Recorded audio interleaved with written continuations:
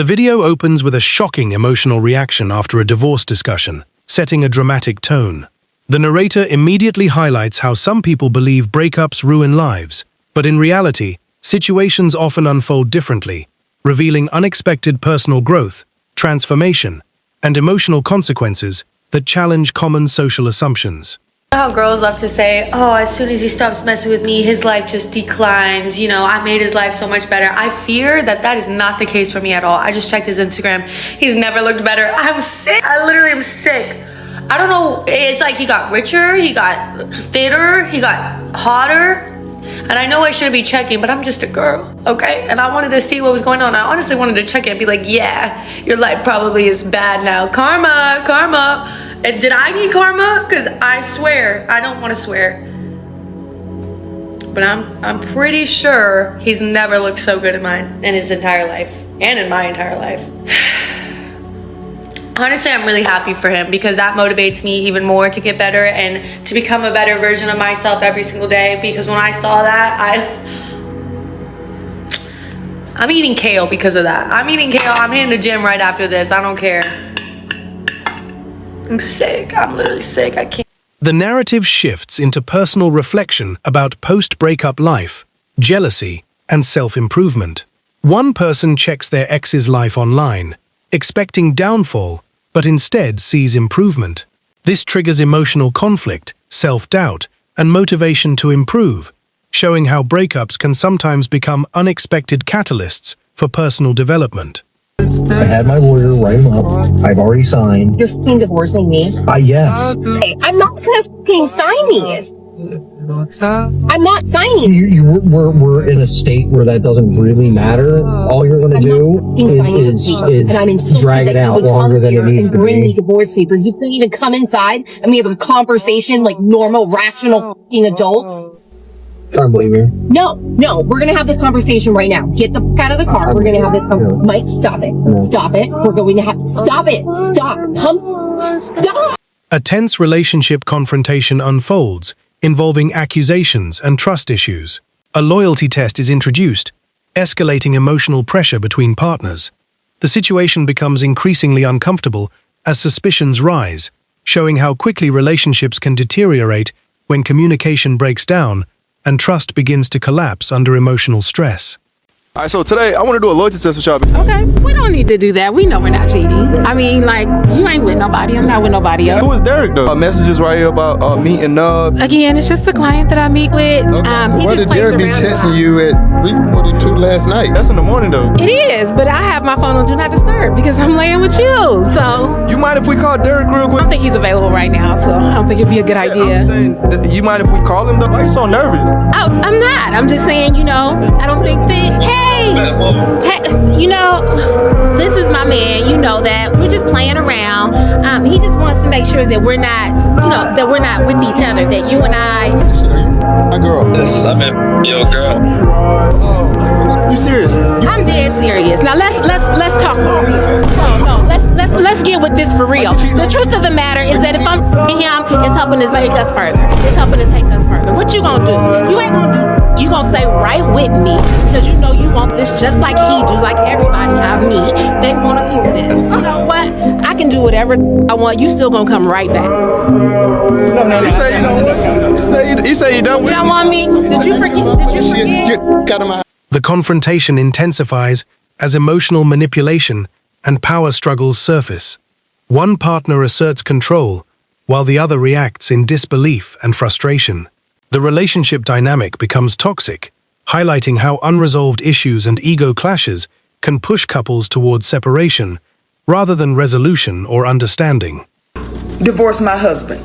Why did I divorce my husband? I divorced my husband because I was making a certain amount of money. I divorced my husband because I thought I didn't need him anymore. I divorced my husband because I had this senior position at work and thought I held the same position at home. I divorced my husband because I thought I was better than him because I had my degree now. I divorced my husband because I thought a successful marriage meant I was here and he was down here. That is not success. That's fucking sickness. All the while, my husband done found somebody else building a relationship and building a life with them. A reflective monologue explores regret after divorce. A woman admits she underestimated her partner due to career success and personal pride.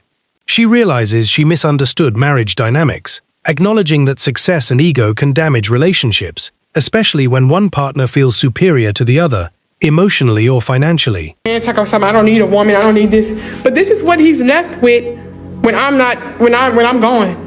When it's time for me to pack it up, this is what he's left with. This is what he's left with, guys. But a man think he all this because he pays all the bills.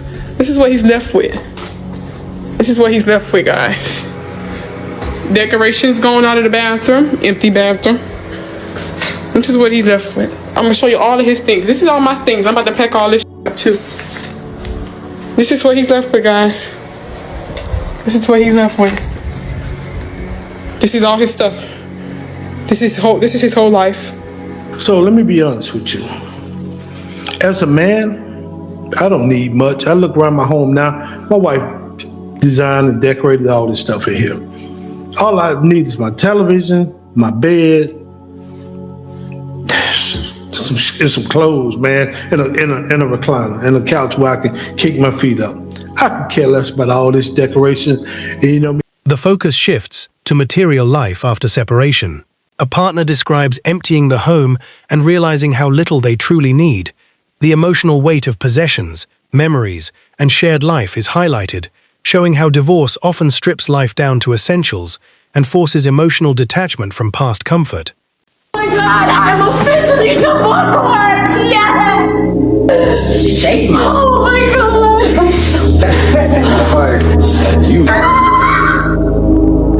I'm officially primary custodian of the kids. What about the child support? That's it? Tony, that's crazy. Why? Are you kidding me? Not all of this financial burden when my children is on me? What? This is A custody-related moment creates emotional shock and financial tension. One parent reacts strongly to losing primary custody responsibilities, realizing the burden ahead. The scene reflects how legal decisions in divorce cases can drastically shift emotional stability, responsibility, and future parenting dynamics between separated partners. I'm sitting here sick and worried, and this man is sitting in this car.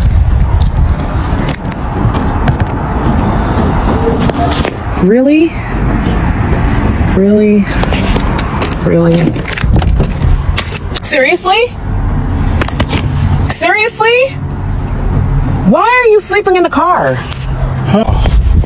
Why are you sleeping in the car? I need some rest. So why wouldn't you come inside? Because I can't rest in there. Is your life that terrible that you need to be in the car? Is your life like that difficult? Why don't you come inside? For an hour you've been out here? You've been out here for an hour? It looks like it. I just need to rest. Do you want me to bring you something? Peace and quiet. Come inside, baby. No. Come on. No. Just close the door, please. Just close the door. Well, I'm gonna come and sit next to you. No.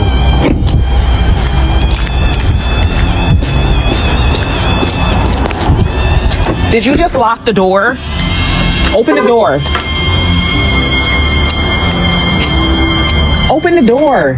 Apparently, Joe Budden's podcast and the ex-football players, The Pivot, I believe it's called, they decided that they were going to discuss my video with my relationship. My man don't have social media, so he would have never seen the video that I posted of him sitting in the car and me trying to figure out why he ain't come in the house. But guess what he does watch? He watches those goddamn podcasts. So then he hears them talking about the whole scenario of what we were doing, what we were going through. And guess what he's doing now? He's packing his shit to leave because these grown men wanted to come and talk about my relationship off of a video that's 1 minute long. You guys don't know what happens in my house, okay? I posted that to give the two sides to the story. There's two sides. Okay? It's not about a woman who nags her man and he can't come in. It's also the side about the woman who works her ass off, okay? And just want to be supported. So thank you, okay? Thank you for going on your podcast and discussing my relationship and ending it. Because that's what's happening now. He's packing his stuff and he's leaving because he's embarrassed and he's humiliated and he's getting this from his friends, and all these different people are like, yo, ain't this you, ain't this you, ain't this you? Off of your podcast. So I hope you're happy about what you've done, because you've ruined my relationship. A distressing scene shows emotional confusion and separation anxiety as one partner refuses to re-enter the home. The other tries to help, but rejection increases tension. It highlights emotional exhaustion, miscommunication, and the breakdown of intimacy within long-term relationships under stress and unresolved conflict. Get off your phone. I just got on. Get off your stupid game. Like, get off your game, seriously. What? Guess what? What? I want a divorce. Okay. And I'm taking the kids. Okay. I'm taking over the house. Okay. Okay? Yeah. At this point, I would pay for you to leave because I'm so sick and tired of you. Like, the past 2 years have probably been the worst 2 years. Me personally, I wouldn't take this level of Public exposure of a private relationship intensifies conflict. Social media commentary worsens the situation, leading to embarrassment and relationship breakdown. One partner feels misrepresented and humiliated, blaming external opinions for interfering in personal matters, showing how digital platforms can amplify real-life emotional crises.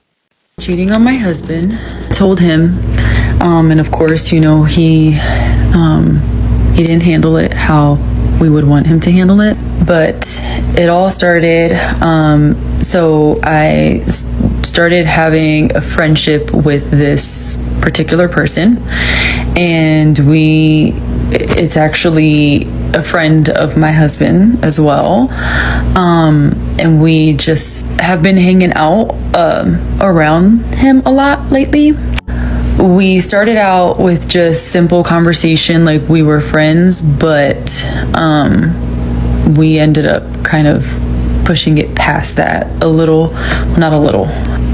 We ended up kind of like secretly seeing each other, trying to find ways to see each other, and doing that behind my husband's back.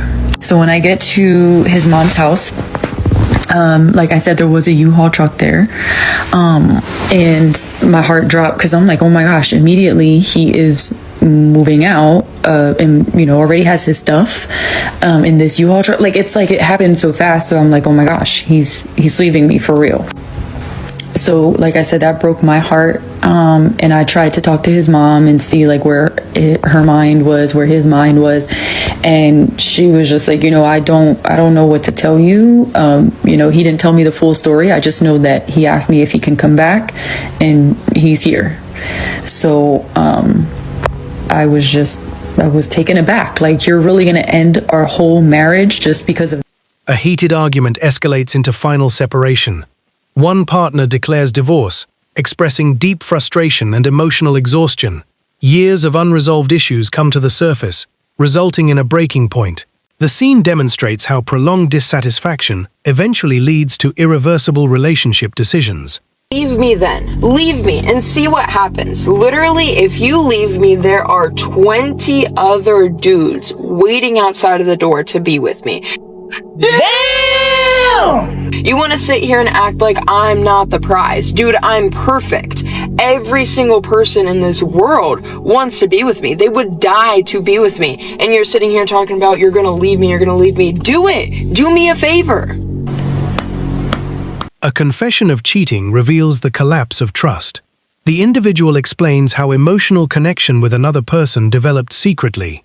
The discovery leads to immediate separation, highlighting betrayal, guilt, and the consequences of infidelity within committed relationships and the rapid destruction of emotional bonds. So those of you that know me know that I pretty much gave up on my marriage. And I said I was done, and I even kind of stepped out and ventured out into talking to other people and all this. And the cliche is the grass greener? Man, it is not. Can I just tell you that I feel like in general, social media has ruined dating. For the simple fact that if I do something that you disapprove of or that hurts your feelings or you don't like, there's probably 10 other women in your inbox waiting to be spoken to. And 9 times out of 10, you're probably going to reach out because you're angry, upset, bored, don't feel worthy, respected, all those things. And so for me, it's just, I almost want to get off of social media just so my husband doesn't have to worry about things like that. But, just know this, that I will be staying put. And I will be fighting for what I promised to God. Because, there ain't nothing out there. There's just not. I mean, stay home, stay where you're at, make your family work. I mean, honestly, The conclusion reflects on relationship reality, social media influence, and emotional maturity. One speaker argues that grass is greener thinking often fails, and real commitment requires effort. The video ends with reflection on forgiveness, temptation, and the difficulty of maintaining long-term relationships in a digital and emotionally complex world.